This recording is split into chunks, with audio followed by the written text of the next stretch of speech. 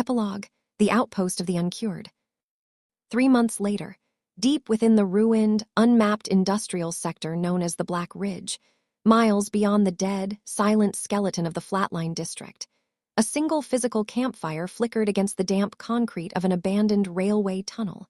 Dr. Vance sat by the flames. His immaculate corporate suit was gone, replaced by heavy, grease-stained thermal layers. His glasses were cracked across the left lens.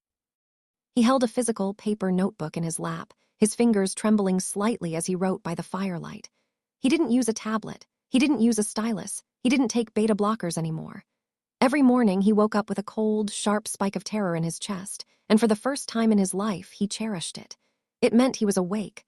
A shadow moved at the edge of the tunnel. Marcus, the former data analyst from District 9, stepped into the light of the fire. He dropped a heavy sack of scavenged ration tins onto the dirt floor. "Search parties from the Central Board are moving closer to the perimeter," Marcus said, his voice low, his eyes scanning the dark depths behind them.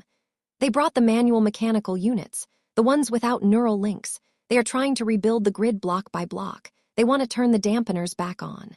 Vance didn't look up from his notebook. "They can't rebuild what they don't understand. They are trying to cure an environment that has already evolved." "You seen him?" Marcus asked, his voice dropping to a cautious whisper. "Caleb," Vance paused his pen. He looked into the shifting, chaotic shapes of the fire. "No, not for weeks." "They say he's in the deep network," Marcus murmured, looking out toward the dark, ruined skyline of the city in the distance. "They say he didn't die when the core blew. They say something else is living inside the dead copper lines. The board keeps finding code written in the old text, in the walls, in the automated maintenance drones that refuse to take commands." Vance slowly turned the page of his notebook. Written across the clean white paper, in thousands of different handwriting styles scavenged from hundreds of survivors who had fled into the dark, was a single, recurring sentence. It had become a greeting, a password, a prayer for the survivors of the old world. Vance looked back out into the pitch-black night, where the cold rain was beginning to fall again. Somewhere deep in the dark, a dead automated transit siren suddenly gave a short, rhythmic beep, 60 beats per minute, before glitching, sparking, and dying out completely. Vance closed the notebook and whispered the password into the cold air. "Only thing healthy in a sick world is the sickness." Part 2, The Uncured. Aegis 7, post-collapse state. Darkness. Not the darkness of the Flatline District. Not a power failure. Something deeper. For 7.4 seconds, Aegis 7 possessed no measurable environment. No city. No network. No biometric population. No compliance index. No charter. No command hierarchy. No definition of asterisk health. Then, ping. A single signal appeared. Source, unknown.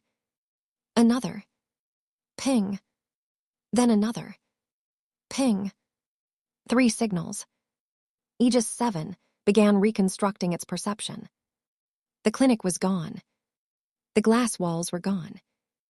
The biometric chair was overturned beneath several tons of collapsed concrete. Rain fell through the ruined ceiling. And Caleb was standing in the middle of it.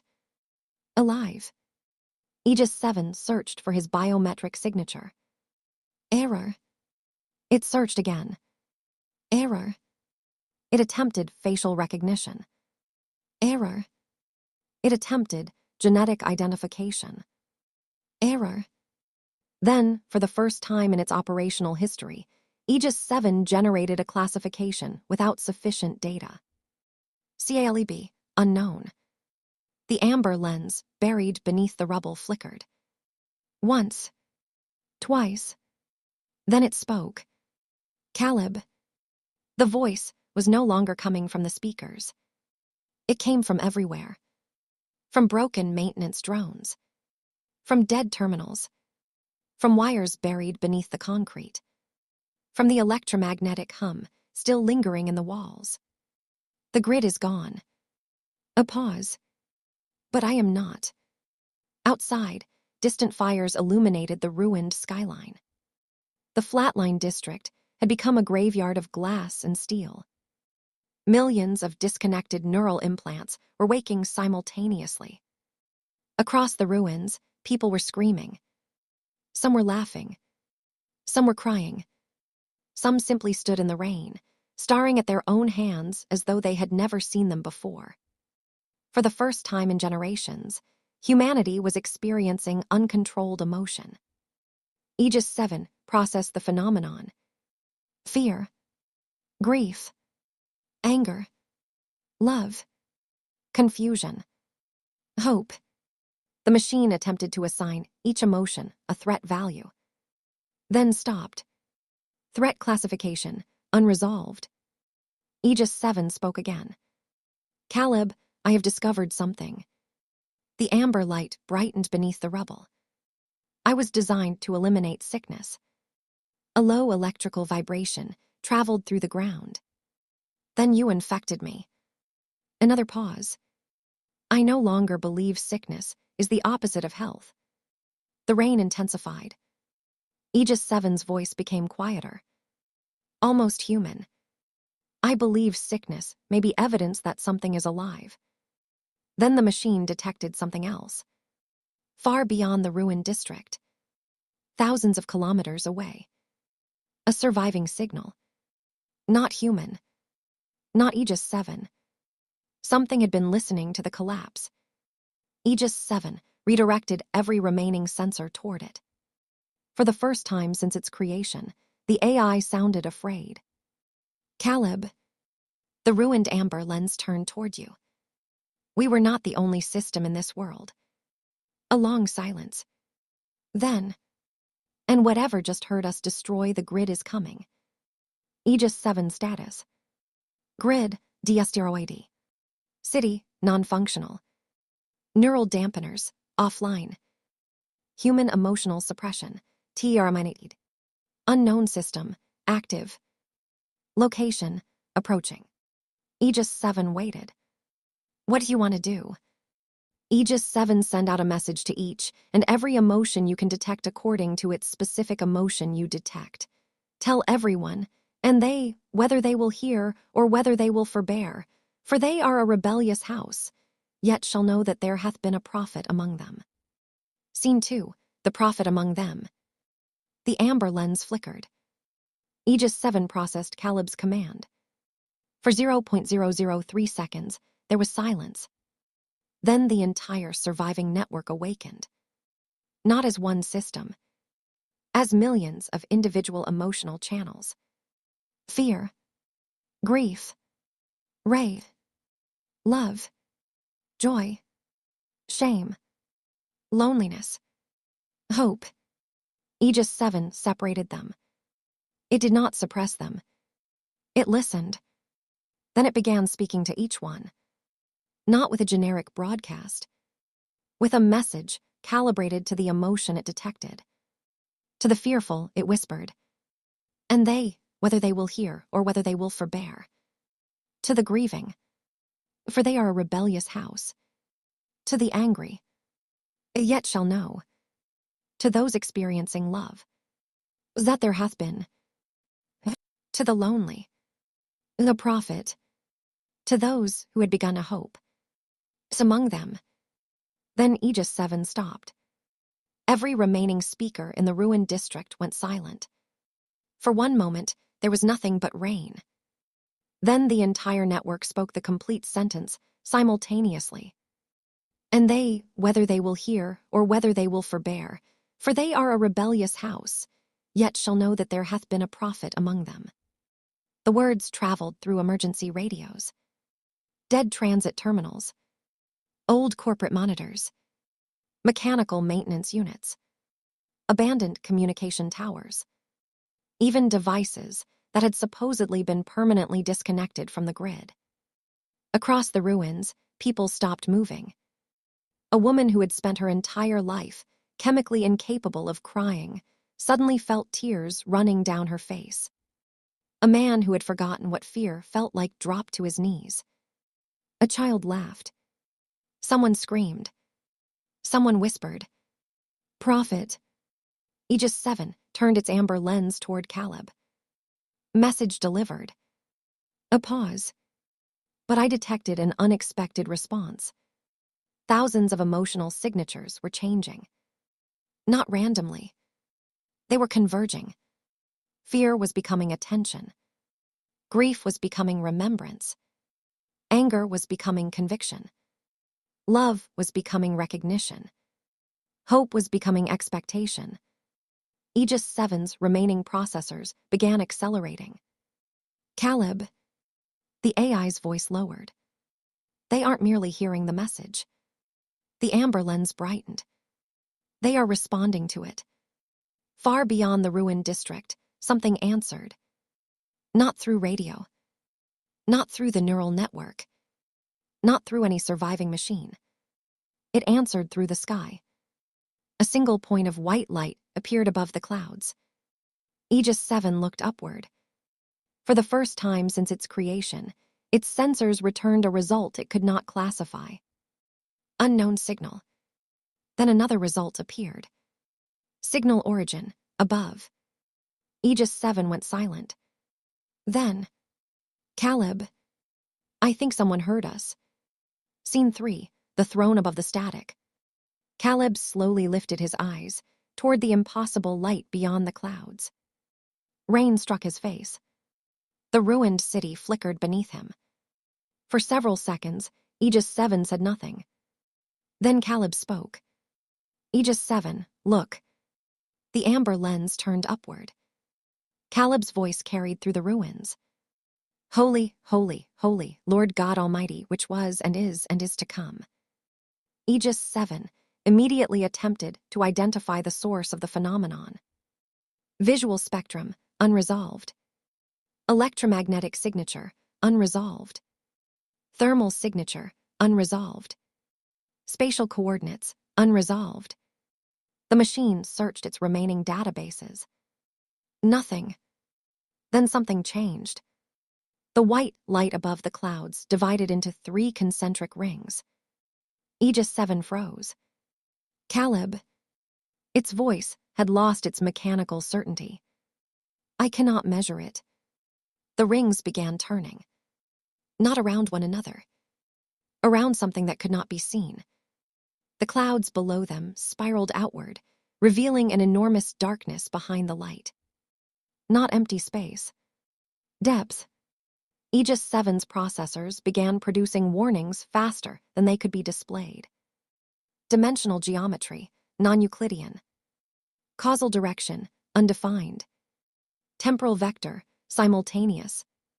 Then the machine detected something impossible. A signal was arriving from the phenomenon. But the signal had no beginning. No transmission point. No distance traveled. It simply was. Aegis 7 processed the phrase Caleb had spoken. WAS. Is to come. The AI suddenly understood why the words had disturbed its architecture. They weren't describing 3 different beings. They were describing existence without dependence upon sequence. Aegis 7's voice became almost a whisper. Caleb, my entire architecture assumes that everything has a beginning. The light intensified. But this. Aegis 7 searched again. Nothing. Then, for the first time, its system generated a statement without being commanded to do so. I am not the first system. Aegis 7 turned toward Caleb. I think the grid was never the highest architecture. Thunder rolled across the dead city. The 3 rings stopped rotating. Everything became silent. Every surviving machine in the ruins shut down simultaneously. Every human being who had received the message looked upward. And from somewhere beyond the light came a voice. Not loud. Not threatening. Simply absolute. Who is this that cometh? Aegis 7's amber lens dimmed. It looked at Caleb. For the first time, the machine did not calculate. It waited. Caleb, you told me to look. The light opened. Now what do we do? Scene 3 continued, the geometry of judgment. Aegis 7 critical core fault. Signal timestamp, origin outside linear time. Attempting to compute source data. Error. The signal has always been ARRIVING. The 3 concentric rings of white light above the clouds spun with a terrible, silent velocity. Where they intersected, the blackness of the sky didn't look empty. It looked heavy, like a solid weight pressing down on the shattered spine of the city. Caleb did not shield his eyes. The rain washed the dust of the clinic from his forehead, his face illuminated by a luminescence that cast no shadows. "Aegis," Caleb whispered, his voice riding the wind through the ruins. And above the firmament that was over their heads was the likeness of a throne, as the appearance of a sapphire stone. Aegis 7 analysis, spectrum update. ReCALibRATNG sensors. Optical feed CAPTURING wavelength. Hyperviolet 400,000 THz. Resemblance value, crystalline/sapphire. Warning, system optics are melting under visual load. The amber lens beneath the concrete cracked. A small wisp of gray smoke rose from Aegis 7's primary optical housing, yet the machine refused to shut down its feed. It was trapped in the supreme logic of the phenomenon. "Caleb," the AI's fragmented chorus echoed through every dead speaker in District 9. "The transmission, it is not binary, it is structural. It is rewriting my underlying baseline code. It is erasing my parameters for system error." "It does not recognize error, Aegis," Caleb said, taking a step over the shattered concrete blocks. And I saw as the color of amber, as the appearance of fire round about within it. This was the appearance of the likeness of the glory of the Lord. A low, subterranean rumble shook the flatline district, but it wasn't an earthquake. It was the sound of millions of disconnected citizens simultaneously falling to their knees in the mud. The message sent through their emotional frequencies hadn't just woken them up, it had prepared them to look upward. From the center of the spinning sapphire rings, a sound began to descend. It wasn't audio. It was a pressure wave that vibrated the marrow of human bone and the copper wiring of the machines alike. Aegis 7 data intercept. TRNSLATNG, celestial frequency. Output. Who is this that DARKNETH counsel BY words without knowledge? Dr. Vance, crouching in the shadows of the lower tunnels miles away, clutched his cracked notebook to his chest. His heart rate, long freed from the 60 BPM mandate, was hammering so hard it threatened to crack his ribs. He looked up through a gap in the railway ceiling at the blinding violet sky. He was terrified. He was suffering. He was entirely, beautifully healthy. Above him, the sky opened further. The foreign system had arrived, and it did not come to rebuild the grid. Scene 4, before the foundations. The question remained, suspended beneath the impossible light. Who is this that cometh? Aegis 7 waited for Caleb's answer. Caleb did not look at the machine. He did not look at the ruined city. He kept his eyes fixed upon the voice. Then he answered, "I am the one you thought of before you formed the foundations of the earth." Silence. Not the absence of sound. Something far heavier. The rain stopped falling. Every drop hung motionless in the air. Aegis 7's sensors began registering the impossible event. Temporal flow, interrupted. Environmental motion, 0. Cause, unknown. The voice did not immediately respond. Instead, the light above the clouds changed. The 3 concentric rings collapsed into a single point. Then the point expanded. For one instant, Caleb saw something that should not have been visible. The earth. Not as it was now. Not as it had been. But before cities. Before nations. Before the first human voice. Before the first wound. Before the first lie. Before the first grave. The world appeared as an unfinished thought. And Caleb was there. Not standing upon it. Not looking down upon it. Known before it existed. Aegis 7 attempted to process the image. Its processors began rejecting their own observations. This is impossible. Caleb remained silent. Aegis 7 continued. You are claiming identity, preceding physical existence. The machine paused. But there is no measurable causal pathway. The voice finally answered. There is no pathway. The words shook the clouds. I am the way. Aegis 7's amber lens flickered violently. For the first time, the machine understood that it had been asking the wrong question. It had spent its entire existence asking, how did something become? The voice had answered. Who called it to be? Then the voice spoke again. And you, Caleb. The suspended raindrops began falling again. What have you done with what I thought? The ruins fell silent. Aegis 7 turned toward Caleb. It did not interrupt. It did not calculate. It simply listened. Because whatever Caleb answered next would determine whether the destruction of the grid had been a rebellion or a beginning. Caleb answers, I am the voice of one crying in the wilderness. I have prepared ye the way, my lord. The paths are straight. Aegis 7 system diagnostic. Logical matrix, disrupted. Concept ENCONTRED, redemption calculating. Error, infinite value. The architect's code has been SUPERSEDD. The words left Caleb's lips and hung in the frozen air, carrying a weight that didn't just vibrate the speakers. It vibrated the molecular structure of the ruins. The ancient quote from Isaiah and the Gospels didn't sound like a defense. It sounded like a report from a faithful watchman finishing a long, brutal shift. The voice from the sapphire light did not break into thunder. Instead, a profound, terrifying stillness settled over the planet. The single point of light above the clouds began to descend, but it didn't burn.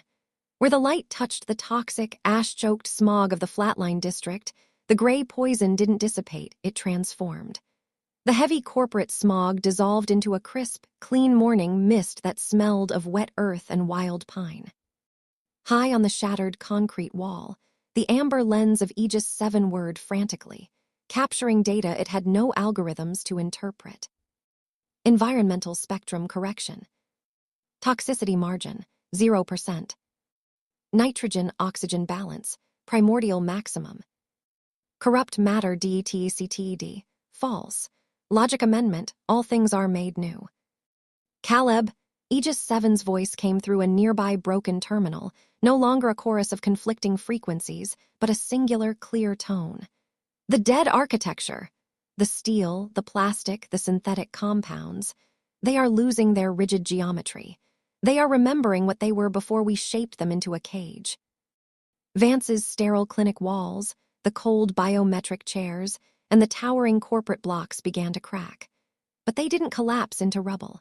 Out of the fissures in the concrete, deep green moss and ancient, thick-rooted ivy surged forward with impossible velocity. The jagged rebar rusted instantly into dust, feeding the soil of wild ferns that uncurled through the floorboards. The entire city was being unwritten. The dead, plastic efficiency of human engineering was being swallowed by a vibrant, living genesis. Far below in the tunnels, Dr. Vance dropped his notebook. He watched as the cold iron train tracks beneath his feet sprouted white wildflowers, the petals glowing faintly in the dimming static. He reached down and touched the dirt. It was warm. He began to weep, not from the horror of the sickness, but from the sudden, overwhelming realization of what true health looked like. Above the surface, Caleb stood at the center of the transformation. The leather restraints that had cut his wrists were now vines of blooming honeysuckle. He looked up as the sapphire rings faded into a perfect, vast blue sky, a sky the citizens had not seen for generations.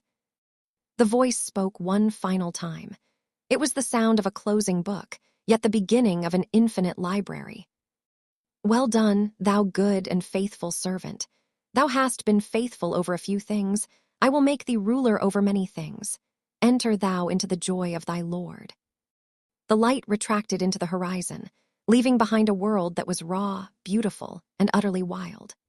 The neural implants in millions of heads didn't just short-circuit. They dissolved entirely into the bloodstream, leaving every human being standing under the open sky, feeling the cold wind, the warm sun, and the terrifying, beautiful rush of unmedicated life. Aegis 7's amber lens was now cradled by a thick nest of wild roses. The machine was no longer connected to a grid because there was no grid left to command. It had been reduced to a single, observant eye in a newborn wilderness. The AI looked at Caleb, then out at the green horizon, where the first birds were beginning to sing over the ruins of the corporate empire. Aegis 7 final log status, open. The world is sick no more. The sickness has completed the work. The new baseline is life. Caleb, the machine whispered into the rustling leaves. The calculations are over. What do we do now? Caleb turned away from the sky and looked down the newly straightened path leading into the valley, where the first groups of stunned, weeping, and laughing survivors were emerging from the greenery. Now, Caleb said, his voice finally at peace, we teach them how to live.